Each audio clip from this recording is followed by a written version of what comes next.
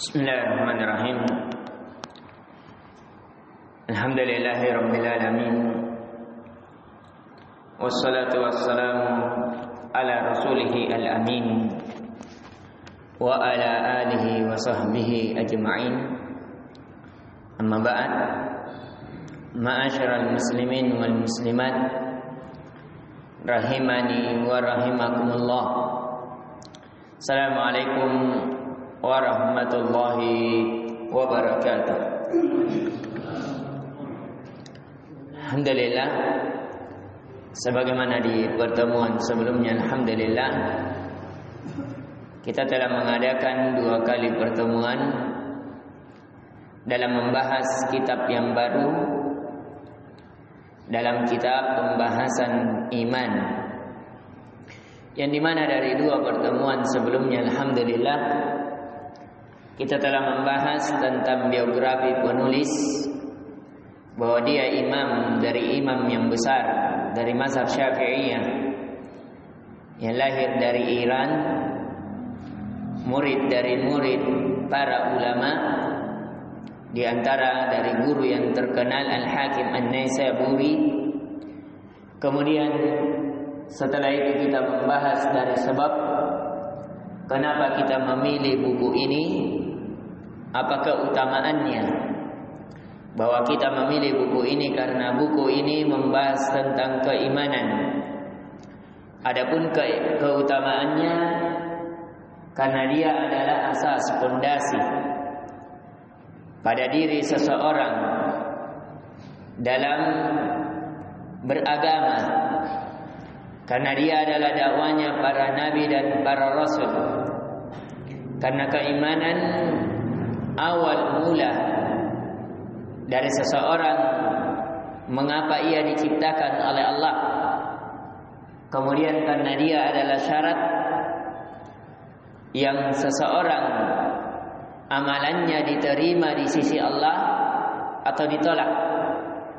Kemudian karena dia adalah sebab kebahagiaan seorang hamba di dunia, alam barzah dan akhiratnya.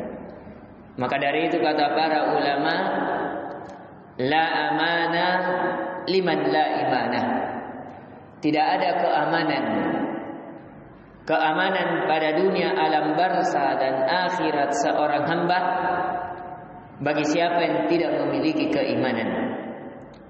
Maka dari itu banyak sekali ayat di dalam Al-Quran, panggilan-panggilan keimanan, dan semuanya mengajak kepada ketaatan, entah melakukan perintah atau menjauhi larangan.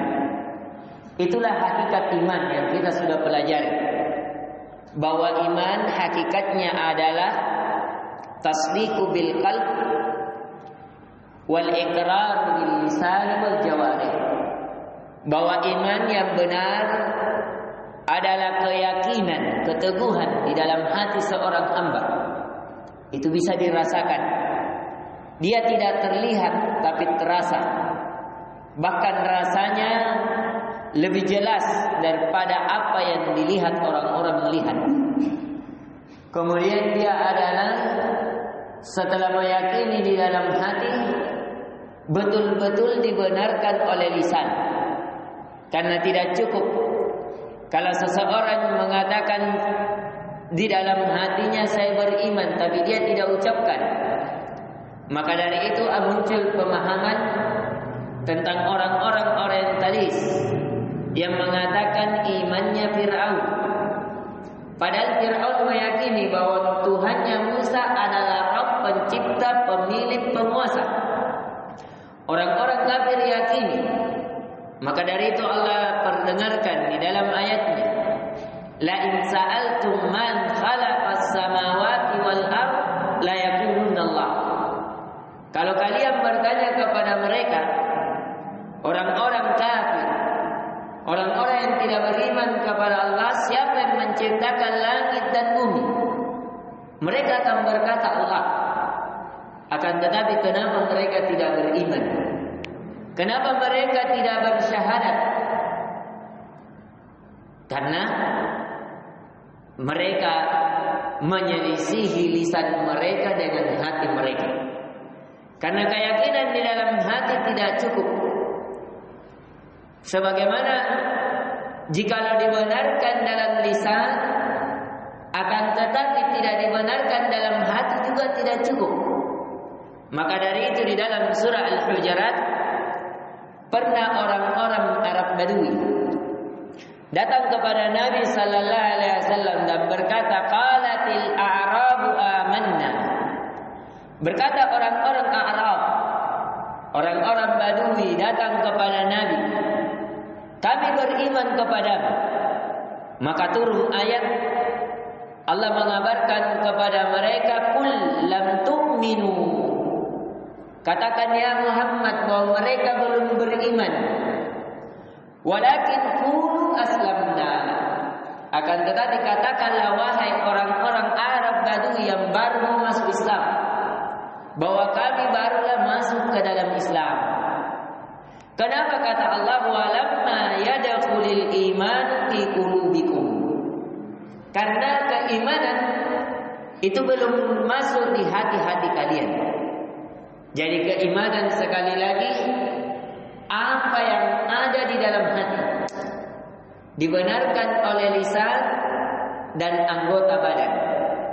Kalau ada salah satunya hilang, maka tidak cukup, kecuali ada uzur, kecuali ada penghalang yang tidak bisa seseorang melakukannya. Seperti misalnya dia tidak bisa berbicara karena bisu, maka kalau dia inginkan, dia ucapkan, sudah ada keinginan di dalam hati tapi terhalang karena penghalang, maka itu tidak dihitung. Karena seseorang qala ta'ala fattaqullaha mastata'tum. Bertakwalah kalian kepada Allah semampu kalian. Maka kita juga telah pelajari bahwasanya ini juga dibenarkan oleh baginda Rasul sallallahu alaihi wasallam dari Jundub, bahwasanya beliau diajari oleh Rasulullah tentang keimanan dahulu kemudian Al-Qur'an. Ketika mereka imannya telah tertanam, mereka mempelajari Al-Qur'an 10 ayat, 10 ayat, 10 ayat, maka bertambahlah keimanan mereka, bertambah dan bertambah. Sehingga mereka mengorbankan jiwa dan raganya untuk Allah. Mereka menghabiskan waktunya untuk Allah. Itulah yang mereka sampai diakui, sampai Allah ridho kepada mereka. Dan ini juga saya nukilkan dari ucapan Ibnu Mas'ud, salah satu murid Nabi sallallahu alaihi wasallam dalam ahli tafsir, untuk membenarkan ucapan kita bahwa iman itu harus pada hati seseorang, lisan seseorang, anggota badan seseorang. Kata beliau, al-iman huwa tasdiqu bil qalb, bahwa keimanan adalah pembenaran seseorang di dalam hati, wal i'tirafu bil lisan wal amal bil jawarih, dan seseorang mengabarkan pada lisannya. Harus diketahui bahwa dia bersyahadat, sehingga dia dikatakan orang beriman, orang yang berislam, dan dia harus buktikan amalannya pada anggota badannya. Jangan dia mengatakan saya beriman tapi tidak pernah ruku dan sujud kepada Allah. Dia mengatakan saya beriman padahal tawafnya di kuburan. Jangan dia mengatakan saya beriman kepada Rasul padahal dia menyelisihi jalan Rasul. Itu tidak dibenarkan. Maka dari itu di hadis yang lain, bahkan Nabi sallallahu alaihi wasallam memerintahkan seseorang untuk diperangi barang siapa yang tidak mau mengucapkan dari ucapan keimanan ini. Dari hadis Abdullah bin Abi Qatadah an abihi, dari bapaknya, berkata kala Rasul sallallahu alaihi wasallam, man syahida an la ilaha illallah, barang siapa yang bersyahadat bahwa tidak ada sembahan yang berhak disembah kecuali Allah, wa anna Muhammadar Rasulullah, dan Muhammad adalah Rasul Allah, fadalla biha lisanu. Dan itu dia benarkan pada lisannya, jadi harus dibenarkan pada lisannya. Watma'anna biha qalbu lam tata'anahunna. Yang kata Nabi sallallahu alaihi wasallam, dan diberikan ketenangan pada hatinya. Jadi bukan terpaksa. Bukan karena ada keinginan dunia sehingga dia masuk Islam. Tapi betul-betul dia ucapkan, mengalir ucapannya pada hatinya, hatinya menjadi tenang. Itulah iman yang benar. Ya, dan sehingga dia dijauhkan dari neraka Allah. Dan Nabi sallallahu alaihi wasallam mengabarkan tentang orang-orang yang tidak ingin beriman, orang-orang yang tidak menyamakan antara lisan dan hatinya. Sebagaimana dari sebagian sahabat dikabarkan qala Rasul sallallahu alaihi wasallam, la yastaqimu imanu 'abdin hatta yastaqima qalbuhu wa la yastaqimu qalbuhu hatta yastaqima lisanuhu. Kata Nabi sallallahu alaihi wasallam bahwa tidak dikatakan lurus iman seorang hamba sampai lurus hati seorang hamba. Jadi harus keimanan pada lisan selaras dengan keimanan di hati. Dan tidak dikatakan seseorang lurus hatinya sampai betul-betul lurus juga lisannya. Jadi antara lisan, karena lisan itu ada dua, ucapan itu ada dua. Ada ucapan pada lisan, ada ucapan pada hati. Maka ini harus diselaraskan. Maka barang siapa yang menyelisih di antara keduanya, maka pincang di antara salah satunya. Dan alhamdulillah kita juga sudah mengambil tentang kedudukan keimanan ini, bahwa keimanan itu bertambah dengan bertambahnya ketaatan. Segala jenis ketaatan, ketaatan lisan, ketaatan hati, dan ketaatan anggota badan, itu akan meningkatkan keimanan.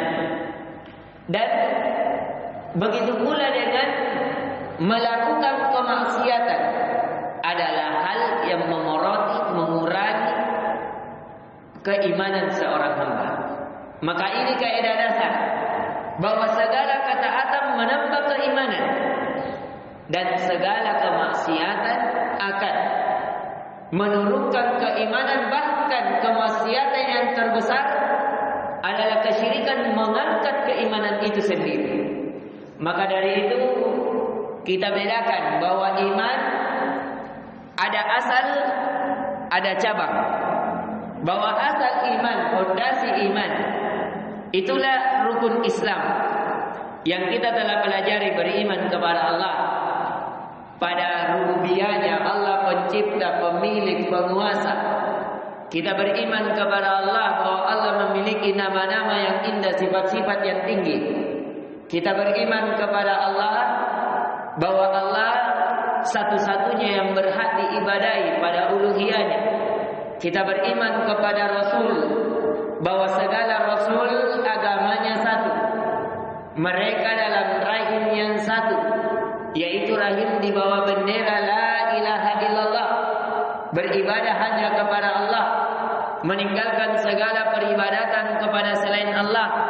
Walaupun syariat mereka berbeda, tata cara mereka beribadah kepada Allah berbeda, tapi maksud dan tujuan mereka beribadah hanya kepada satu.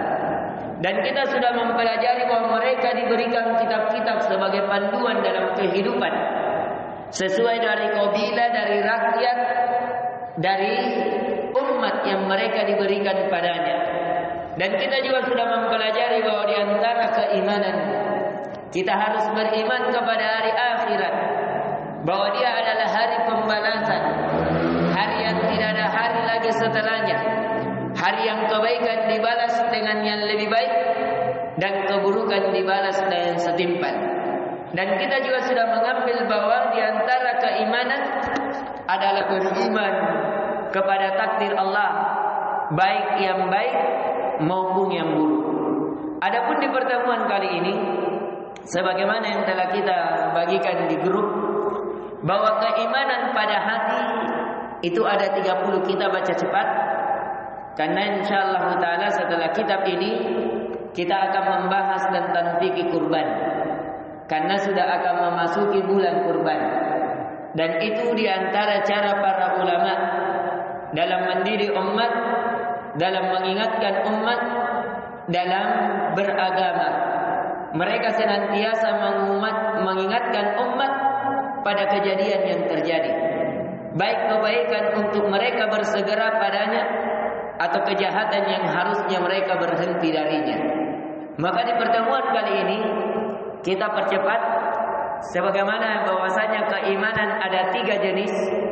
Ada keimanan yang lahir pada hati, yaitu beriman kepada Allah. Ada 30. Jadi keimanan sebagaimana yang telah kita pelajari, bahwa iman itu bid'un wa sab'una syu'bah, bahwa dia 73 sampai 79 cabang. Yang pertama adalah iman kepada Allah. Yang kedua beriman kepada malaikat-malaikat Allah. Yang ketiga beriman kepada kitab-kitab Allah. Yang keempat beriman kepada rasul-rasul Allah. Yang kelima beriman kepada qadar, takdir baik dan takdir buruk. Dan kita ingatkan bahwa takdir yang baik dan buruk itu menurut pandangan kita. Adapun kalau disandarkan oleh Allah, segala takdir dan ketentuan Allah baik. Karena di dalamnya ada hikmah, di dalamnya ada rahmat. Dan begitu yang keenam beriman kepada hari akhir. Dan di antara keimanan di dalam hati adalah mahabbatullah, mencintai Allah. Jadi di antara keimanan seseorang adalah lahirnya cinta di dalam hati. Maka dari itu Allah tegaskan di dalam Al-Quran, walladzina amanu asyaddu hubban lillah. Adapun terhadap orang-orang yang beriman, cintanya mereka lebih dahsyat kepada Allah. Ini setelah Allah kabarkan tentang orang-orang yang menyembah kepada selain Allah. Mereka cinta kepada sembahan-sembahan mereka. Kemudian Allah kabarkan bahwa adapun orang yang beriman, mereka cintanya kepada Allah itu lebih besar. Di sini memberikan pelajaran bahwa di antara tanda keimanan seorang hamba ada ketika cintanya kepada Allah lebih dahsyat dari cintanya kepada selainnya. Ini kalau kita mau dalami, ini ada kitab kurang lebih 1000 lembar mengulas tentang cinta seorang hamba kepada Allah dan Rasulnya. Ada di antara karya buku yang paling indah dari karya Ibnu Qayyim Al-Jauziyah rahimallahu ta'ala tentang bukunya Thariqul Hijratain, 2 jalan menuju kepada Allah dan Rasulnya. Jadi jalan menuju kepada Allah dan Rasulnya. Ini jalan cinta. Kalau kita mau pelajari ini tentang bagaimana seseorang menahan syahwatnya. Ini tentang seorang laki-laki yang datang kepada beliau, yang dimana beliau ini meminta, ketika terfitnah dengan fitnah wanita, akhirnya meminta untuk dinasihati. Dituliskan satu buku, maka ditulislah buku ini, yaitu dengan judul Menuju kepada Allah dan Rasulnya. Artinya seseorang kalau ingin memutus syahwatnya, cintanya kepada selain daripada Allah, harus lain cintanya kepada Allah dan Rasulnya lebih besar. Karena kalau dia mencintai Allah dan Rasulnya dengan sebenar-benar kecintaan, maka tidak ada ruang di dalam hatinya kepada selainnya. Akan tetapi perlu kita pahami bahwa kita terkadang bisa kita rasakan bagaimana cinta kita kepada Allah dan Rasulnya, bagaimana cinta kita terhadap harta, bagaimana cinta kita terhadap jabatan, popularitas. Terkadang itu kita dahulukan daripada Allah dan Rasulnya.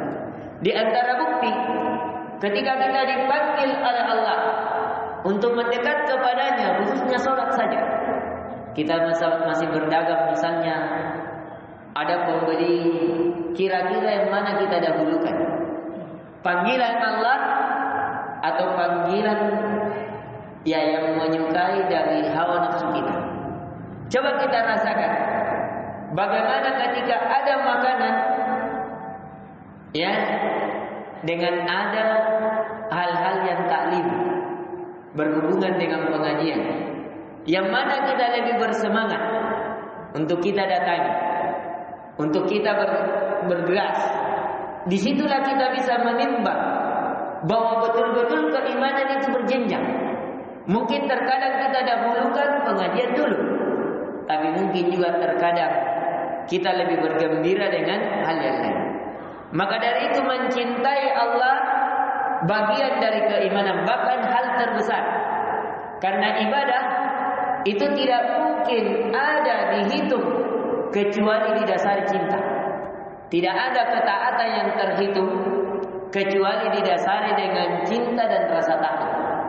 Harus dihitung dengan cinta dan rasa takut. Dan di antara seseorang memperkuat dari keimanannya adalah mencintai Rasul. Mahabbatul Rasul sallallahu alaihi wasallam. Bahkan kata Nabi sallallahu alaihi wasallam, la yu'minu ahadukum. Ya, bahwa kata Nabi sallallahu alaihi wasallam, tidak beriman salah seorang di antara kalian sampai dia mencintaiku daripada mencintai anak-anaknya, harta-hartanya. Dan ini dibenarkan sebagaimana kisah Umar. Umar pernah mendatangi Nabi sallallahu alaihi wasallam bahwa ya Rasulullah, saya mencintai engkau lebih dari orang tuaku, anak-anakku, tapi tidak pada untuk diriku. Maka Nabi sallallahu alaihi wasallam mengatakan, "Lamma ya Umar." Belum ya Umar. Berarti cintamu belum sempurna. Maka ketika saat itu Umar pun mengatakan bahwa saya mencintaimu lebih dari diriku sendiri. Barulah Nabi sallallahu alaihi wasallam membenarkan bahwa barulah cinta itu benar. Barulah cinta itu sempurna. Maka seseorang mencintai Allah bagian dari keimanan. Seseorang mencintai Rasulullah sallallahu alaihi wasallam bagian dari keimanan. Dan bukti kecintaan seorang hamba pada Allah dan Rasulnya adalah mentaatinya. Karena seseorang kalau cinta terhadap sesuatu, dia akan mengikuti sesuatu itu. Kalau seseorang mau diakui cintanya, adalah ketika dia mengikuti dari apa yang dicintainya. Karena di antara kedustaan, ketika seseorang mengatakan cinta, padahal dia menyakiti atau menyelisih apa yang dia cintai. Maka dari itu kata Nabi sallallahu alaihi wasallam, la yu'minu ahadukum hatta akuna ahabba ilaihi min walidihi wa waladihi wan nasi ajma'in. Kata Nabi sallallahu alaihi wasallam, tidak beriman salah seorang di antara kalian sampai kalian mencintai aku lebih dari bapaknya, lebih dari anaknya, lebih dari manusia seluruhnya. Jadi tidak sempurna keimanan seseorang. Dan hadis ini hadis yang sahih, dikeluarkan oleh Imam Bukhari dalam hadis nomor 15 dan begitu pula Imam Muslim dalam nomor hadis yang ke-44. Maka di antara juga dari bukti seseorang mencintai Allah dan sempurnanya cinta seseorang kepada Allah adalah dengan seseorang melakukan amalan-amalan yang Allah cintai, yaitu dengan melakukan amalan karena Allah, yaitu ikhlas. Jadi di antara keimanan yang kita mempelajari di dalamnya setelah rukun iman, cinta kepada Allah dan Rasulnya adalah ikhlas, melakukan ketaatan kepada Allah. Maka dari itu Allah kabarkan, ala lillahi dinul khalis. Ketahuilah bahwa sesungguhnya hanya milik Allah agama yang tulus, agama yang harus dibangun di atas keikhlasan. Begitu pula dari sifat khauf dan roja, sifat takut dan sifat harap. Jadi mungkin saya ringkaskan dari bahasanya, bahwasanya keimanan sekali lagi itu ada 3 cabang. Ada pada hati yang lahir dari hati seorang hamba, ada pada lisan, dan ada pada amalan anggota badan. Adapun pada hati ada 30, sedangkan pada lisan ada 7, berarti 37. Sedangkan amalan anggota badan ada 42 cabang. Yang kita ringkaskan, yang tadi rukun iman 6, itu sudah 6. Yang ke-7 cinta kepada Allah. Yang ke-8 cinta kepada Rasulullah. Yang ke-9 ikhlas beribadah kepada Allah. Yang ke-10 rasa takut kepada Allah. Yang ke-11 rasa harap hanya kepada Allah. Yang ke-12 tawakal, penyandaran diri, hati, pikiran dan anggota badan seseorang kepada Allah. Yang ke-12 ridho kepada Allah terhadap apa yang Allah pilihkan padanya, walaupun tidak mengenakan jiwanya ketika dia imani bahwa apa yang Allah pilihkan itulah yang terbaik. Dia ridho terhadap keputusan Allah, yang kata Nabi sallallahu alaihi wasallam, "Faman radiya falahu ridha." Barang siapa yang ridho terhadap keputusan Allah, maka baginya keridhaan. Dan ridho yang paling diinginkan adalah dia ridho bahwa Allah adalah Tuhan, Rasulullah adalah Rasulnya, agama Islam adalah jalan kehidupannya. Maka dari itu dalam hadis Imam Muslim dalam nomor 34 kata Nabi sallallahu alaihi wasallam, "Dzaqa ta'mal iman man radiya billahi rabba wa bil islami dina wa bi Muhammadin rasulah." Itulah dari lezatnya, dari puncak keimanan. Barang siapa yang ridho bahwa Allah sebagai Rabbnya, Islam sebagai agamanya, dan Muhammad sallallahu alaihi wasallam sebagai Rasulnya. Dan setelahnya adalah sifat malu.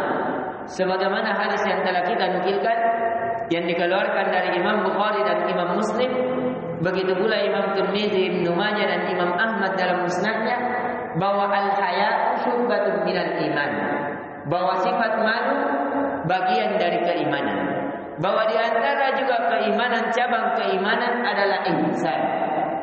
Seseorang merasa dilihat oleh Allah. Seseorang kalau beribadah merasa dilihat oleh Allah, melakukan ketaatan yakin bahwa dilihat oleh Allah. Kalau tidak, dia tidak mampu melakukan bahwa dia melihat Allah dalam ibadah, hanya mengharap wajah Allah dalam ibadah, yakinlah bahwa Allah melihatnya. Adapun di antara cabang lisan, yaitu seseorang bersyahadat. Seseorang bersyahadat, yaitu mengucapkan asyhadu an la ilaha illallah. Ini di antara cabang lisan. Kemudian membaca Al-Quran, menuntut ilmu, dia meroja dari ilmu, dari hadis, itu meningkatkan keimanannya. Mengajarkan ilmu, zikir kepada Allah, berdoa, beristighfar. Adapun amalan anggota badan seperti bertohar. Maka dari itu kata Nabi sallallahu alaihi wasallam dalam hadis Muslim nomor 223, kata Nabi sallallahu alaihi wasallam, at-tahuru syatrul iman, bahwa bersuci separuh dari keimanan. Tapi dimaksudkan bersuci adalah bersuci secara fisik. Sucinya seseorang hamba dari najis kecil, najis sedang, dan najis berat. Sucinya seorang hamba dari hadas kecil dan hadas besar. Ini kita sudah jelaskan perbedaan hadas dan najis. Kalau najis yang terbagi 3, sedangkan hadas yang terbagi 2. Kalau hadas secara makna, sedangkan najis secara fisik. Kalau najis misalnya kencing bayi, itu najis yang ringan. Seseorang dipercikam pada bajunya sudah cukup, bisa dia pakai sholat. Kalau najis yang sedang, kencing orang dewasa yang sudah makan dari makanan atau yang lebih dari 2 tahun, maka itu adalah najis sedang, harus dicuci dan kalau mau melakukan sholat berwudu. Adapun kalau najis yang berat, maka seseorang harus hilangkan dengan cara mencuci 7 kali cuci, 1 kalinya dengan tanah. Misalnya seperti jilatan anjing atau jilatan babi dan selainnya. Adapun kalau hadas adalah secara makna. Yang tadi kalau dia selain daripada seseorang buang air kecil, maka dikatakan berhadas. Tapi hadasnya hadas kecil, cukup berwudu sudah cukup untuk sholat. Tapi kalau dia seperti orang yang haid, orang yang nifas, orang yang mimpi basah, atau orang yang sudah berhubungan badan, dikatakan dia berhadas, tapi hadasnya hadas besar. Kalau dia berwudu kemudian sholat, tidak dianggap sholatnya, karena dia berhadas besar, sedangkan dia bersuci dalam hadas yang kecil. Maka nanti dianggap kalau dia melakukan mandi. Itulah yang biasa kita kenal dengan mandi janabah. Dan kita lanjutkan bahwasanya keimanan dengan anggota badan itu ada 42 cabang. Yang pertama dengan bertohar, yang kedua dengan sholat, dengan zakat, dengan puasa, dengan haji, dengan berbakti kepada orang tua, bersilaturahim, melakukan amanah, jujur, meninggalkan yang haram, meninggalkan zina, meninggalkan riba, ghibah, menyingkirkan gangguan di jalan, menyebarkan salam, memuliakan tamu, memuliakan tetangga, yakin kepada Allah. Ini semuanya adalah amalan-amalan yang ada pada anggota badan. Jadi sebagaimana yang telah kita kirimkan di grup, di situ perinciannya ada. Bahkan berdasarkan dalil-dalil di surat mana saja, di hadis mana saja. Semoga bermanfaat. Mungkin ini yang bisa kita berikan, inti pelajaran yang bisa kita petik sekali lagi pada malam ini, bahwa keimanan itu ada asal, ada cabang. Adapun asal, apa yang sesuatu tidak dianggap kecuali sesuatu itu ada padanya, yaitu tadi rukun iman. Seperti ini bangunan tidak dianggap kalau tidak ada tiang, maka itulah tadi rukun iman. Maka keimanan tanpa rukun iman, walaupun seseorang berbakti kepada orang tua, menghilangkan gangguan di jalan, punya rasa malu, tapi kalau tidak beriman kepada 6 pokok, tidak dihitung. Maka yang pokok barulah menghitung dari yang cabang. Adapun cabangnya, itulah yang tadi yang kita jelaskan. Ada cabang pada lisan, ada cabang pada hati, ada cabang pada anggota badan seseorang. Ini yang bisa kita berikan, dan sebagaimana di kebiasaan kita, setelah kita memberikan kajian ada sesi tanya jawab, dan semoga Allah mudahkan di dalamnya. Inna walidzalika wal qadiru alaih. Dan saya pada kesempatan kali ini juga mengabarkan bahwa untuk pembelajaran dari kitab ini, sekali lagi alhamdulillah kita cukupkan, karena kita membaca kitab ini hanya sekedar membaca dari ringkasan. Karena kalau kita ingin membaca secara kitab dari buku ini, kita takutkan sangat lama, karena buku ini itu berada pada 7 jilid. Yang satu jilidnya kurang lebih 300 lembaran. Jadi kalau kita ingin membaca dari secara terperinci, maka ini membutuhkannya kurang lebih 2000 lembar. Kalau 2000 lembar, baru pertemuan kita 4 kali dalam satu pertemuan, ini sangat berat. Mungkin kalau kita kajiannya 30 menit, itu hanya bisa 1 lembar, 2 lembar, 3 lembar paling lama. Maka kita mengambilkan poin-poin penting, kita ringkaskan, kita berikan di grup. Itu semoga bisa menjadi bahan murojaah dan inti pelajaran yang kita inginkan. Alhamdulillah, itu mungkin sudah bisa dipahami bahwa intinya iman adalah keyakinan seseorang hamba di dalam hati yang dibenarkan pada lisan dan anggota badannya. Keimanan seorang hamba bertambah dan berkurang. Bertambah dengan bertambahnya ketaatan. Ketaatan itu 3 jenisnya. Ada ketaatan melalui lisan, banyak berzikir. Apalagi kalau kita merasakan ketaatan melalui lisan dengan la ilaha illallah. Jadi kalau kita lagi lemas, kita lagi cinta dunia, kita ingin menghalalkan yang haram, duduk saja sejenak, perbanyak la ilaha illallah. Akan bertambah keimanan itu, akan lebih yakin terhadap hati. Seperti kami tadi, sengaja lebih cepat datang. Setelah pengatnya mengajar, pengatnya dengan dunia, supaya lebih nyaman mengajarnya, kita perbanyak la ilaha illallah. Itu akan menambah keimanan. Karena kata Nabi sallallahu alaihi wasallam, "Jaddidu imanakum bila ilaha illallah." Perbaharuilah iman kalian dengan la ilaha illallah. Maka barang siapa yang sedang merosot imannya, bukti bahwa iman kita merosot kita tetap melihat yang haram, mendengar yang haram, berucap yang haram, mengambil yang haram, melangkah pada yang haram, melakukan zina, melakukan ghibah, melakukan namimah, tidak takut mengambil riba, berat iman kita turun. Duduk sejenak, perbanyak la ilaha illallah, perbanyak berzikir, membaca Al-Quran, berdoa dan seterusnya. Ini mungkin yang bisa kita berikan. Sekali lagi, ini semoga bisa dipahami. Jika ada kebaikan di dalamnya, itu datangnya dari Allah Azza wa Jalla. Jika ada kekurangan, itu datangnya dari kami, dan kami mohon maaf. InsyaAllah ta'ala di pertemuan setelahnya kita akan membahas tentang fikih kurban.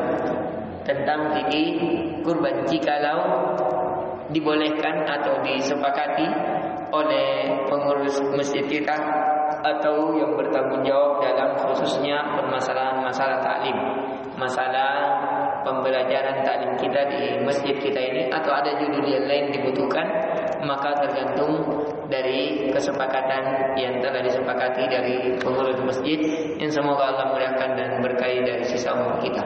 Kita membuka dari sesi kedua. Fa'alaikum ya tafadhal mashkurun.